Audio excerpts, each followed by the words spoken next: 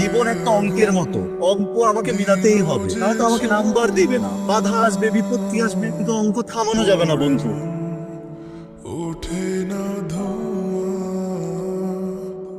আমার না ক্যাম্পাসটা ছেড়ে দিতেই মন চাইতেছে। কেন রে, আবার কি হলো? একদিকে নিজেদের পড়াশোনা, অন্যদিকে নীলাদের গ্যাংকে পাশ করানোর দায়িত্বকে আমার নিতে হবে। এটা কি কোনোভাবে ভয়? ঠিক কথা বলেছিস, কিন্তু এত চাপ তো আমিও নিতে পারছি না রে। জীবনের চাপ মনে অনেক বেড়ে গেল, বুঝলি, গতি কমে যাচ্ছে। আচ্ছা, তোদের কাছে জীবনের মানে কি রে? আমার কাছে জীবন হচ্ছে সূর্যের মতো, আমরা উদয় হব আর ওরা আমাদেরকে পিটাইয়া অস্ত্র যাও। কিন্তু তুই একদম ঠিক কথা বলেছিস।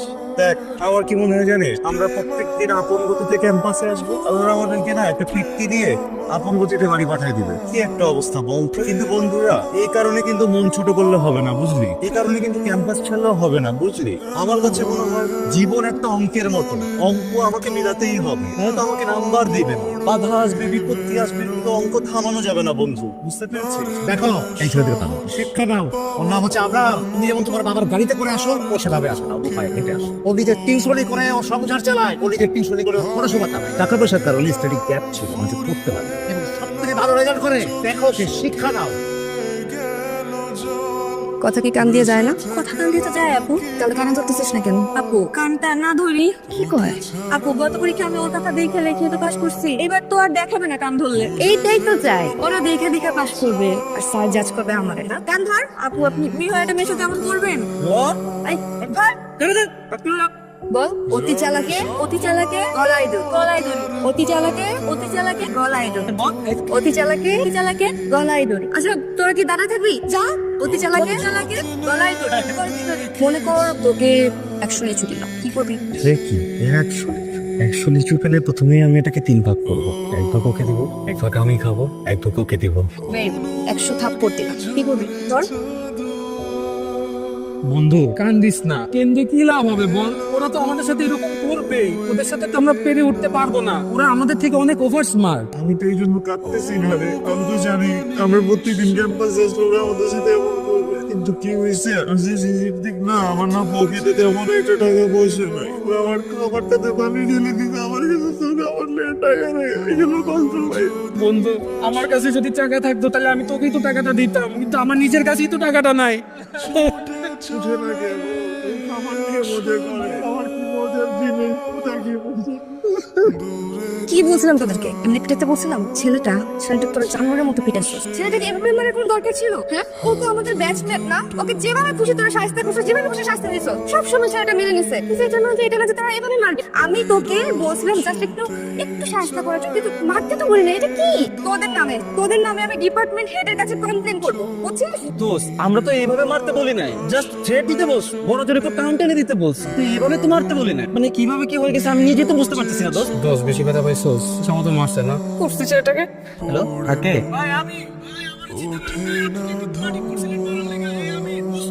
তোর ভাই, আপনারা তো বুঝতেছি, আপনি কই এইভাবে কি কাউকে মারে? এভাবে মারতে বলছি?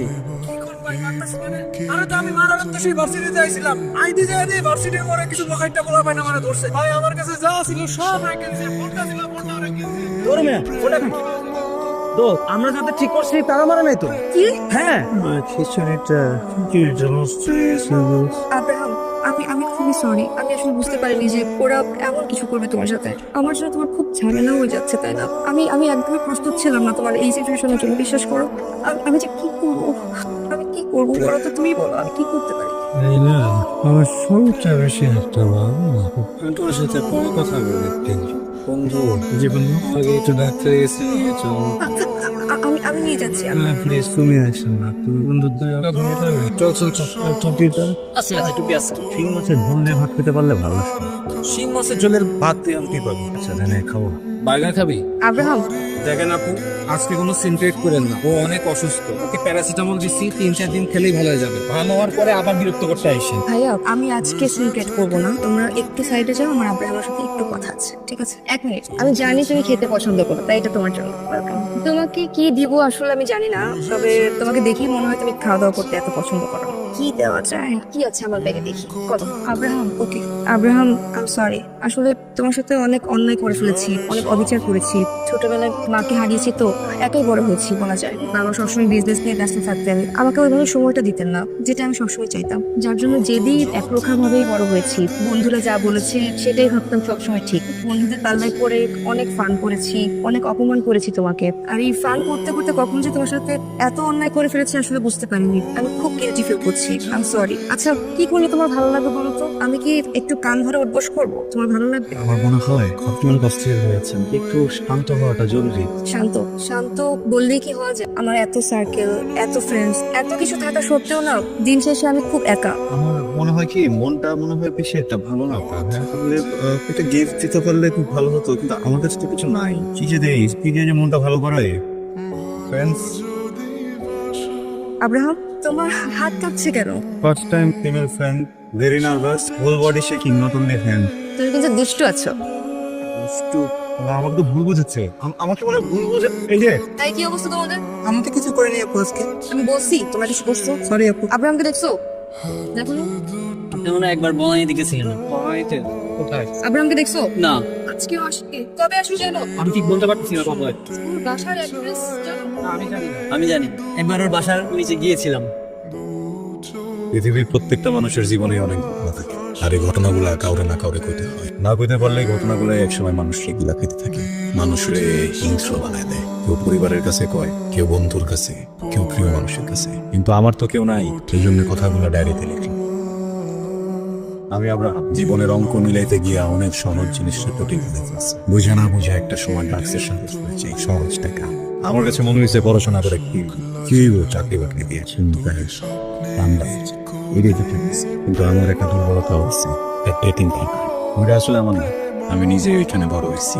ওই জায়গার পোলা বাইন্ডিরা দেখলে মনে হয় যে প্রত্যেকটা পোলা বাইনি আমি। ওরা যখন খায় মনে হয় আমি খাইতেছি, ওরা যখন পড়ে মনে হয় আমি পড়তেছি। পৃথিবীর সব শান্তি মনে হয় ওই এতিমখানাটার ভিতরে। স্যারেরা ভাবছিলাম উনি বড় পড়ালেখা করাইছে, খাওয়াইছে, বড় করছে, কিন্তু স্যারের মুখে চুনখালি দিয়ে দিছি। কিন্তু তারপর একটা কথা আমি ডাকছি, এতিমখানাটা এখন আমি দেখাশোনা করি। তারা কেউ জানেই না আমার কাম কি। হঠাৎ কইরা আমার এতিমখানা থেকে কয়েকটা বাচ্চা অপহরণ করতে এসেছিল, নাম খিসলু। হাতে নাতে পায়া ছোটটা নকল ফেরা দিছি। পরে জানছি ওইটা ওসমান গনির ছোট ভাই। কি কাম জানেন? কিডন্যাপ। একটা মাইয়ারে নানান ছলে গলায় আইলাম, ছাত্র সাজলাম, নাটক করলাম, রূপ বদলাইলাম, কিন্তু তারপরেও কাম দ্রুত হইতেছিল না দেখা পোলাপেন পাঠাইছিল আমরা মারতে। এই জায়গায় মটকার আজকে যাইতেছি এ অগরে ভরুম, তারপরে ওরা মনে তারপরে বুঝবো ওসমান গনি আমি কি জিনিস।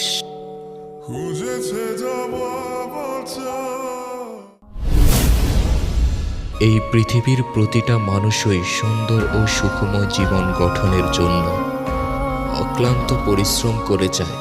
প্রতিটা মানুষই একটি ভালো দিনের জন্য অধীর আগ্রহ নিয়ে অপেক্ষায় থাকে। অপূর্ণ জীবনের মাঝে পূর্ণতা খোঁজে, কেউ বা কল্পনার মাঝে অদৃশ্য পূর্ণতায় হারায়, আর কেউ বা বাস্তবতার ভয়ে জীবন থেকে পালাতে চায়। কেউ কেউ সাদাকালো জীবনে রঙিনতার স্বপ্ন দেখে, আর এই রঙিন জীবনে হঠাৎ এক অন্ধকার নেমে আসে। এই ছেড়ে যাওয়ার যুগে তুমি না হয় থেকে গিয়ে দেখিয়ে দাও, পৃথিবীতে ভালোবাসাটা সবার জন্য আসে না। ভালোবাসা সবার জন্য আসে আসিফ, পূর্ণতা সবার জন্য আসে না। মা, তুমি আমাকে ক্ষমা করে দিও, আমি তোমার জন্য কিচ্ছু করতে পারি না।